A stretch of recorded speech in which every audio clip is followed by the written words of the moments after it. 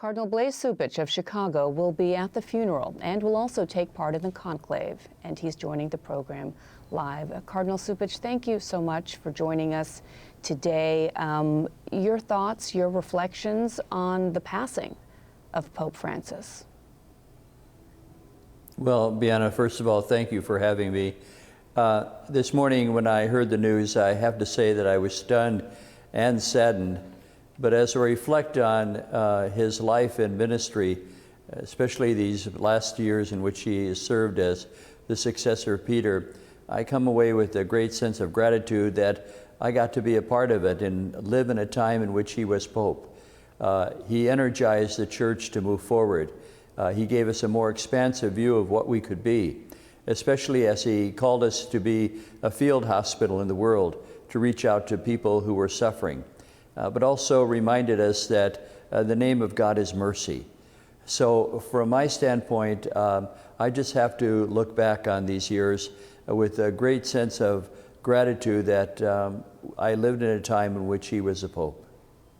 And he was a first in so many regards, the first pope from Latin America, the first pope in nearly 600 years to take over after a retirement of his predecessor, and the first pope to take on the name of Saint Francis of Assisi, the 13th century saint of the poor.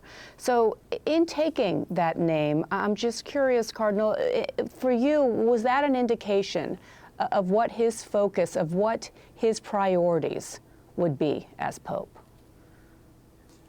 Well, he mentioned that he took that name after one of the cardinals during the conclave, after he was elected, said, "Don't forget about the poor." And that stuck with him to the point where it moved and prompted him to choose the name of Francis, who in fact was always known in Italian as the poverello, the little poor one, who associated with those who were lowly, even though he himself came from some wealth and prominence in his city of Assisi. And as sick as he was, and we of course had covered his stay at the hospital and not knowing whether or not he would actually be discharged earlier this year from the hospital, having such a lengthy stay, the fact that he made it to deliver that speech on Easter Sunday, yesterday, to address the masses, he was weak, but he was strong in spirit there for all of those worshipers to see. Just talk about what that says to you, to us, to Catholics around the world about his conviction to his faith.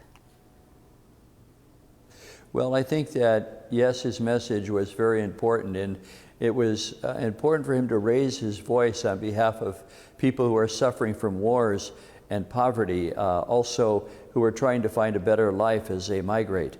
But the other thing that we saw this Easter day was not just the words, hearing the words that he gave us, but how he accompanied people even to the last, where he wanted to have a ride down the Via Conciliazione in the Vatican Square there, to be with people. He wanted them to know that he was with them. He was a fellow pilgrim with them.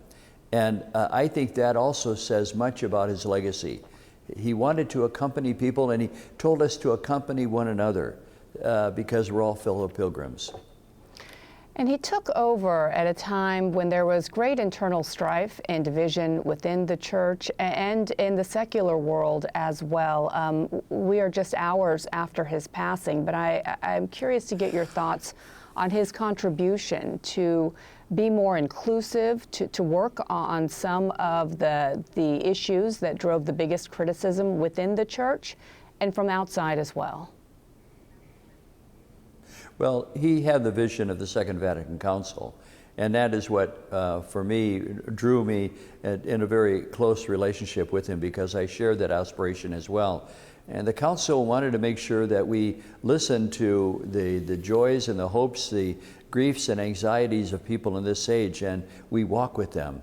But also he gave us an understanding that we have to make sure that people who are suffering have a voice in the world today and are not marginalized. And so time and again he reminded us of that. And even though there is division in the world and even in the church, he told us that time and again that the Lord prayed for unity within the human family before he died, and that is something that we should promote.